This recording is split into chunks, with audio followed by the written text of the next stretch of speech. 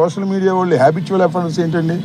నేను పెట్టను పోస్టింగ్లు, నేను ట్విట్టర్లో నేను పెట్టను పోస్టింగ్లు, విమర్శ చేస్తూ రాజకీయ విమర్శ చేస్తూ ఏమిటి అన్యాయం అంటున్నా. పరాకాష్ఠకు జరిగింది. అయ్యా నారా చంద్రబాబు నాయుడు గారు, మీరు పులి మీద స్వారీ చేస్తున్నారు, జాగ్రత్త. ఆ పులే మిమ్మల్ని తింటుంది రాబోయే కాలంలో, గుర్తుపెట్టుకోమని మనం చేస్తున్నా. ఇంత ఘోరంగా అన్యాయంగా మా సోషల్ మీడియా కార్యకర్తల్ని ఆయన అంటాడు. నేను ఒకటి అడుగుతా ఉన్నా, మీ ద్వారా ప్రజలను అడుగుతా ఉన్నా, పోలీసులు అడిగడిగి ఇసుకుపడుతుంది మాకు. ఎందుకంటే మొన్నే మేము డీజీ గారి దగ్గరికి వెళ్ళాం, ఆయనకి చెప్పాం, మళ్ళా ఎస్పీలందరినీ కలిసాం. మా కార్యకర్తలు మా నాయకులు వెళ్ళి ఈ కృష్ణా జిల్లాలో ఈయన వెళ్ళి కలిశాడు, మేము గుంటూరు జిల్లాలో మేము వెళ్ళి కలిసాం, ఎస్పీకి ఇచ్చాం. అందరికీ ఏంటి, జగన్మోహన్ రెడ్డి గారి కుటుంబం మీద, జగన్మోహన్ రెడ్డి గారి సతీమణి మీద, జగన్మోహన్ రెడ్డి గారి పిల్లల మీద, మా పిల్లల మీద, మా కుటుంబ సభ్యుల మీద తెలుగుదేశం పార్టీ సోషల్ మీడియాకు సంబంధించిన వారు ఎంత పచ్చి బూతులు తిట్టారో అవన్నీ పెట్టాం. యాక్షన్ తీసుకొని బాబు అని ఇచ్చాం. మళ్ళా నిన్న రజనీ గారు 20 రోజులైంది, ఆమెను ఏ విధంగా ట్రోల్ చేశారో నేను చెప్పను, సిగ్గేస్తుంది. ఆమెని ఎంత ఘోరంగా ట్రోల్ చేసి టీవీల్లో చేశారో వాళ్ళని మేము ఎస్పీ గారికి ఇచ్చాం, డీజీపీ గారికి ఇచ్చాం. No action till now. ఏంది స్వామి నాకు అర్థం కాల. డీజీ గారు లేదా కోయా ప్రవీణ్ గారు లేదా మరొక పోలీస్ ఆఫీసర్ గారు నేను అడుగుతా ఉన్నా, అయ్యా వాళ్ళు మా మీద పోస్టులు పెడితే మీరు పట్టించుకోరు, మమ్మల్ని తిడితే మీరు పట్టించుకోరు, ఏంటి మీరు ఇంకా కాకి బట్టలు ఎందుకు మీకు? చిత్రం ఏంటంటే హర్షవర్ధన్ అనుకుంటాను ఎస్పీ కడప జస్ట్ ఒక 4 రోజుల క్రితం ట్రాన్స్ఫర్ చేశారు. ఎందుకో తెలుసా ట్రాన్స్ఫర్ చేసింది? ఈ వర్రా రవీంద్ర అనే వ్యక్తిని 41 నోటీస్ ఇచ్చి పంపించానంట. అరే 41 నోటీస్ పంపుతా ఉంటాయి నువ్వు? చంద్రబాబు గారు ఏం చెప్పారు? రోపలేమన్నారు కదా, మక్కలు ఎరగొట్టమన్నారు కదా, మీరు మక్కలు ఎరగొట్టలేదు, రోపలేదు, చట్ట వ్యతిరేకంగా మీరు పనులు చేయలేదు, తీసేయి అన్నారు. పాప ఆయన ట్రాన్స్ఫర్ చేశారు. కోయా రవీంద్ర గారు వచ్చారు, అక్కడ కోయా ప్రవీణ్ గారు వచ్చారు. ఆయన అయితే ఏం చెప్తే చేస్తాడు అనుకోండి. పాపం చెప్పాక ఇందాక పైకి కాకి బట్టలే కానీ చెప్పిన దానికన్నా ఎక్కువ చేసి నిరూపించుకునేటటువంటి ప్రయత్నం చేస్తున్నారు. ఏమిటి అన్యాయం అని అడుగుతా ఉన్నా. ఇంత దారుణంగా టోటల్గా ప్లాన్ ఏంటి అంటే, పోయినసారి చంద్రబాబు నాయుడు గారు అధికారంలోకి వచ్చినప్పుడు ఏం ప్లాన్ అంటే, ఆయన ప్లాను మా దగ్గర నుంచి 67 మంది గెలిస్తే దానిలో మొత్తం అందరూ లాగేసుకుని జగన్మోహన్ రెడ్డి గారు ఒక్కనే చేసేస్తే పార్టీ అయిపోద్ది అనుకున్నాడు. పిచ్చోడు, భ్రమపడ్డాడు. 23 లాగాడు. అయినా ఏం కాల, మనం 151తో గెలిచాం. ఇవాళ మా సోషల్ మీడియాను మొత్తాన్ని కొలాబ్ చేసేద్దాం అనుకుంటున్నాడు. ఒక్కడు కూడా బయటకు వచ్చి సోషల్ మీడియాలో పోస్టింగ్ పెట్టకూడదు, వ్యతిరేకంగా ప్రభుత్వ వ్యతిరేకంగా అనేటువంటి భావనకి వెళ్తున్నాడు. ప్రభుత్వ వ్యతిరేకత స్టార్ట్ అయిపోయింది. అందువల్ల సోషల్ మీడియాని చిందరవందర చేసేద్దాం అనుకుంటున్నాడు. ఆ రోజున 23 మందిని నువ్వు వెళ్తే ఏం చేయలేకపోయావు. ఇవాళ సోషల్ మీడియాని నువ్వు ఎంత కసిగట్టి ఎన్ని కేసులు పెట్టినా ఏవి చేయలేవుగాక చేయలేవు అనేది కూడా మనం చేస్తున్నాం. నేను ఇంకా ఫిల్దీ లాంగ్వేజ్ వాడటల్లా, ఎందుకంటే చంద్రబాబు నాయుడు గారు వాడాడు ఒకసారి. ఏం చేశారు, ఇన్ని కేసులు పెట్టిన నేను పీకారా అన్నాడు. అట్లాంటి ఫిల్దీ లాంగ్వేజ్ నేను వాడదలుచుకోవాలా. కానీ చంద్రబాబు నాయుడు గారు మీరు చేస్తున్నటువంటి దుర్మార్గమైనటువంటి ప్రయత్నం వికటిస్తుంది, మీకే శాపంగా మారుతుంది. మా సోషల్ మీడియా యాక్టివిస్టులందరినీ కూడా నేను ఇంకోటి కూడా మనవి చేస్తున్నా, వాళ్ళు చెప్పేది నిజం అనుకుంటున్నారా ప్రజలు? ఏది ఆయన ఈ పోస్ట్ పెట్టాడు, వర్రా ఈ పోస్ట్ పెట్టాడు అనేది ఇవన్నీ కాదు, ఇవన్నీ ఫేక్ అకౌంట్లు వాళ్ళే ఓపెన్ చేసి, తెలుగుదేశం వాళ్ళు ఓపెన్ చేసి షర్మిల మీద ఇంకోటి మీద పెట్టి జగన్మోహన్ రెడ్డి గారు పెట్టించాడు అనేటువంటి మాటలు మాట్లాడుతున్నారు. 50% ఆఫ్ ది ఫేక్ అకౌంట్స్ పెట్టి మా మీద దుష్ప్రచారం చేసే కార్యక్రమం చేస్తున్నారు. మీరు పెట్టినటువంటి అకౌంట్స్ మీద ఏ విధంగా, నేను ఒకటి అడుగుతానన్నా, మేము ఇన్నాళ్ళైంది రిపోర్ట్స్ ఇచ్చి ఎవరైనా ఒక్కని అరెస్ట్ చేశారా? ఒక్క తెలుగుదేశం సోషల్ మీడియా వ్యక్తిని అరెస్ట్ చేశారా? మా పిల్లల మీద పెట్టారు, జగన్మోహన్ రెడ్డి గారి మీద పెట్టారు, జగన్మోహన్ రెడ్డి గారి సతీమణి మీద పెట్టారు, మా నాయకులు అందరి మీద పెట్టారు. ఒక్కని అరెస్ట్ చేశారా మీరు? మీరు అరెస్ట్ చేయరు. మేము మాత్రం మా వాళ్ళని మాత్రం అరెస్ట్ చేస్తారు. ఈ పోలీస్ స్టేషన్ నుంచి ఆ పోలీస్ స్టేషన్కి, ఈ కోర్టు నుంచి ఆ కోర్టుకి, అక్కడి నుంచి ఇక్కడికి రాత్రిపూట ప్రొడ్యూస్ చేయటం ఏంటి? What is this? చట్టం ఏమైపోతుంది? చట్టాన్ని గౌరవించకపోతే సర్వనాశనం అయిపోతారు చంద్రబాబు నాయుడు గారు, మీ కూటమి. ఇదే గుర్తుపెట్టుకోమని కూడా ఈ సందర్భంగా మనవి చేస్తున్నాను.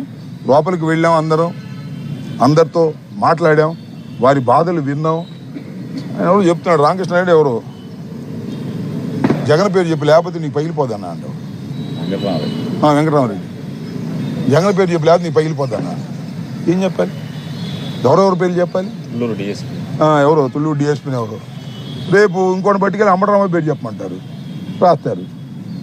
రేపు వెళ్ళి నాని పేరు చెప్పండి, రాస్తారు. నేను మనవి చేస్తున్నా, మేము సిద్ధంగా ఉన్నాం.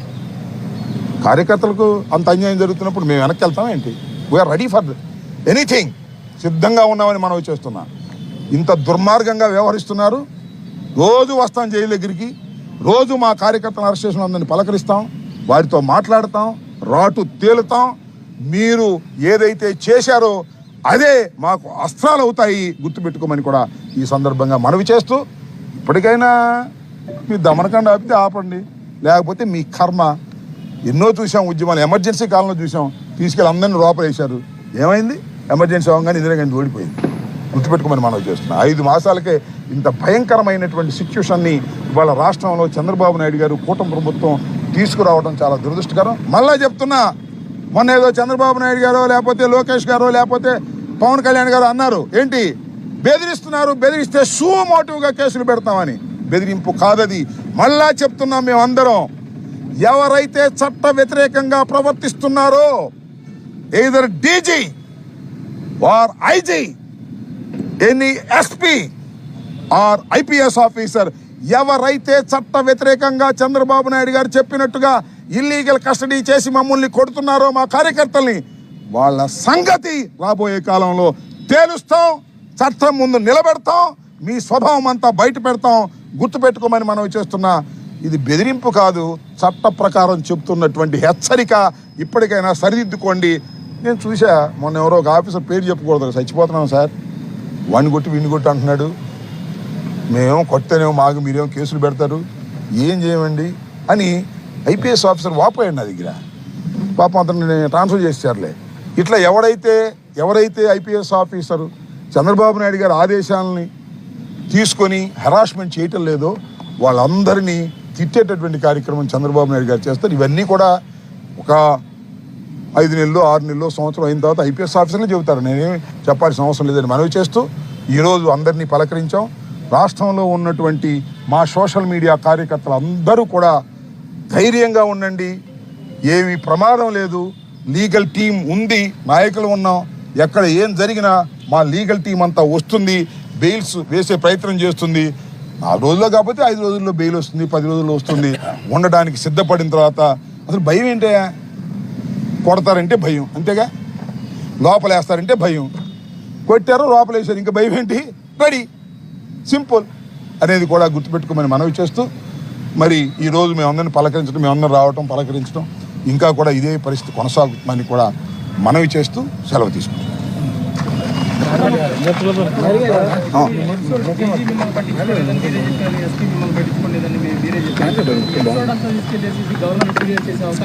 డెఫినెట్గా నాట్ ఓన్లీ గవర్నర్, మేము ఎస్పీలకి చెప్పాం, డీజీలకి చెప్పాం, ప్రాపర్ ఛానల్లో అందరినీ టచ్ చేసాం. టచ్ చేసిన తర్వాత వెయిట్ చేస్తున్నాం, రీజనబుల్ టైం ఇస్తాం, న్యాయస్థానాలకు వెళ్తాం, హ్యూమన్ రైట్స్కి వెళ్తాం. ఏందని నాకు అర్థం కాల. తప్పు చేశాడో లేదో ఆ భగవంతుడు తేల్చాలి, కోర్టులు తేల్చాలి. తీసుకెళ్ళి కొడతారండి, ఒక ఆడ కూతుర్ని కొడతారండి, చేతులు పగిలిపోయేదాకా కొట్టి. ఇది మంచి ప్రభుత్వం అంట, కొట్టుడు ప్రభుత్వం, మంచి ప్రభుత్వం అని ఆయన చెప్పుకుంటున్నారు. ఏం చెప్ప, ఇది మంచి ప్రభుత్వం. ఒక ఆడ కూతుర్ని తప్పు చేసినా రైట్ చేయలేదు, that is a different matter, that will be decided by the court. నువ్వెవరో కొట్టడానికి, ఇది మంచి ప్రభుత్వం అని చెప్తే ఎలాగా? ఇంత చిత్రహింస రవీంద్రారెడ్డిని కొట్టారు, రాత్రే కన్ఫ్యూషన్ స్టేట్మెంట్ ఇచ్చాడు. రాత్రి 12 గంటలకి, తర్వాత 6 గంటల దాకా నేను అబ్జర్వ్ చేస్తున్నాను వర్రా రవీంద్రని. అతన్ని కొట్టారు, అతను దుర్మార్గుడు, రాక్షసుడు, ఏదేదో చెప్తున్నారు. అవన్నీ ఫేక్. సోషల్ మీడియాలో యాక్టివ్గా పెడతారు. సోషల్ మీడియాలో కొన్ని పొరపాట్లు ఏమైనా జరిగితే వాటి మీద మీరు యాక్షన్ తీసుకోండి, తప్పలేదు. మా మీద యాక్షన్ తీసుకున్నారు, వాళ్ళ మీద కూడా యాక్షన్ తీసుకోండి. వాళ్ళ మీద తీసుకోం మేము. రజనీ గారిని తిట్టినా తీసుకోం, జగన్మోహన్ రెడ్డి గారి ఫ్యామిలీని తిట్టినా తీసుకోం, అంబటి రాంబాబు గారి కూతుళ్ళ మీద ఏమైనా అన్నా కూడా తీసుకోం. కానీ పవన్ కళ్యాణ్ గారి కూతుళ్ళ మీద అంటే, ఇంకోళ్ళ మీద అంటే మాత్రం మేము వదిలిపెట్టే పని లేదు అనేటువంటి మాట మాట్లాడుతుంటే పోలీసులు ఎందుకని నాకు అర్థం కాలేదు. మీరు పోలీసులా రౌడీలా చెప్పని అడుగుతా ఉన్నా. దుర్మార్గం ఆలోచించుకోమని కూడా ఈ సందర్భంగా హెచ్చరిక చేస్తున్నారని కూడా మనవి చేస్తున్నా. నువ్వు చెప్పినట్టుగా అన్ని ఎగ్జాస్ట్ అయిన తర్వాత న్యాయస్థానానికి వెళ్తాం. ల్యాండ్లోని హయ్యెస్ట్ కోర్టు అయినటువంటి సుప్రీంకోర్టు కూడా వెళ్ళటానికి ఏ విధంగానూ సందేహం లేదు. మొన్న సుప్రీంకోర్టు కూడా వెళ్ళిన సంగతి కూడా మీకు ఉదంత విషయం తెలుసు. ఏది మన తెలుగుదేశం ఆఫీస్ మీద దాడి జరిగిందనే విషయంలో సుప్రీంకోర్టుకి వెళ్ళి బెయిల్ తెచ్చుకున్నటువంటి సందర్భం కూడా ఉంది. ఎక్కడా వెనుదిరిగే ప్రశ్న లేదు. జగన్మోహన్ రెడ్డి గారి నాయకత్వంలో ఎంత దూరమైనా వెళతామనేది కూడా ఈ సందర్భంగా చెప్పదలుచుకున్నాను.